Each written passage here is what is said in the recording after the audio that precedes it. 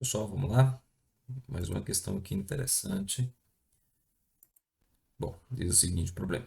O equipamento representado na figura foi montado com o objetivo de determinar a constante elástica de uma mola ideal. O recipiente R, de massa desprezível, contém água na sua parte inferior. Na sua parte inferior, há uma torneira T que, quando aberta, permite que a água escoe lentamente com vazão constante e caia dentro de outro recipiente B, inicialmente vazio, sem água, que repousa sobre uma balança. A torneira é aberta no instante T0 e os gráficos representam, em um mesmo intervalo de tempo, como variam o comprimento L da mola, o comprimento L da mola, aqui, que é o gráfico 1, a partir da configuração inicial de equilíbrio e a indicação na balança do gráfico, no caso seria o gráfico 2. Bom, analisando as informações, desprezando as forças entre a água que cai e o recipiente B e o recipiente C, e considerando G igual a 10, é correto concluir que a constante elástica, então ele quer saber qual é a constante elástica dessa mola. Bom, pessoal, está dizendo aqui o seguinte, tá?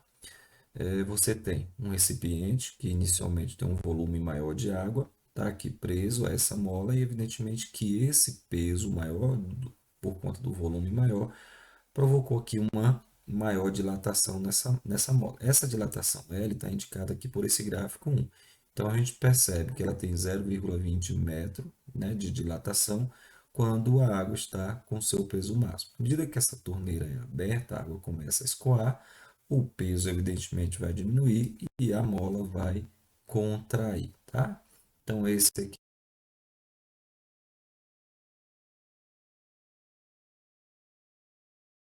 seria um comprimento um pouco menor, nesse caso 0,2. Então, há uma variação aqui no comprimento da mola em razão dessa perda de volume aqui de líquido. Professor, e como é que funciona aqui a questão do volume? Olha, inicialmente você tem aqui dentro do recipiente, né, uma quantidade de água, aliás, o recipiente marcado aqui como 0,20, e depois esse recipiente que está sobre a balança, veja que esse gráfico mostra o que está escrito aqui no leitor da balança, tá? Então, à medida que a água vai caindo, a gente tem aqui esse aumento na balança, que é a água que está saindo aqui do recipiente maior. Então, há também uma variação aqui, ó, de massa, né?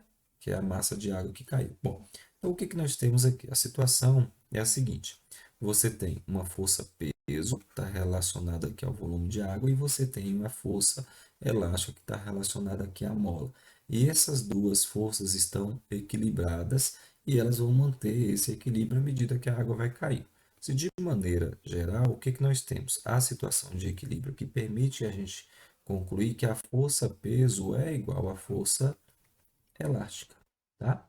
Então, essa força-peso inicial é igual a essa força elástica inicial, e essa força-peso final também vai ser igual a essa força-peso, a força elástica final, porque à medida que vai saindo a água, a mola vai contraindo e há um equilíbrio. Bom, enfim, o que que nós temos? Primeiro, peso. Quem é a força-peso? Massa vezes a gravidade. Quem é a força elástica? É a constante, que inclusive é o que o examinador quer que a gente calcule, vezes quem? A constante de elasticidade, vezes a constante de elasticidade, vezes essa variação na mola. Essa é a ideia da força elástica. Bom, e aí quem é a massa e quem é essa variação? A massa de água e a variação na mola, ou seja, a variação no comprimento, estão indicados exatamente aqui no gráfico, tá? O que que a gente nota? Que a variação sofrida pela mola foi de 0,2 até 0,20. Então, nós temos aqui 0,8, né? Então, 0,8 metro. E aqui nós temos uma variação de 0,20 a 1,16. Então, nós temos uma variação aqui de 0,96 kg, tá bom? Então, é só a gente fazer aqui essa subtração. Então, com essa massa e com essa variação, o único valor que ficou pendente é a constante. A gente consegue achar isso de maneira fácil. Então, vamos lá? Ó, 0,96, veja que está aqui em quilos, tudo certinho, que está em metro também, tudo no padrão internacional, vezes 10 metros por segundo, né, quilômetro. Aqui nós temos a constante que nos interessa, vezes o 0,96.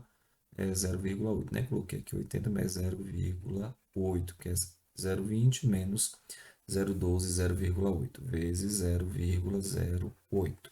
Bom, multiplicando, nós temos 9,6. Esse 9,6 vai dividir por 0,08. E do lado de cá nós temos a constante. Bom, controlar esses dois números com vírgula é fácil, basta a gente multiplicar por 100. Então, vamos ter 960 que divide aqui pelo 8, e isso vai ser a nossa constante. Bom, essa divisão é exata e o valor dessa constante é de 120 newtons por metro, né? A unidade de medida aí da constante elástica, newtons por metro. Newtons barra metro, resposta, portanto, letra A. Tudo bem, pessoal? Estão aí bem interessante, né? E é isso. Até a próxima.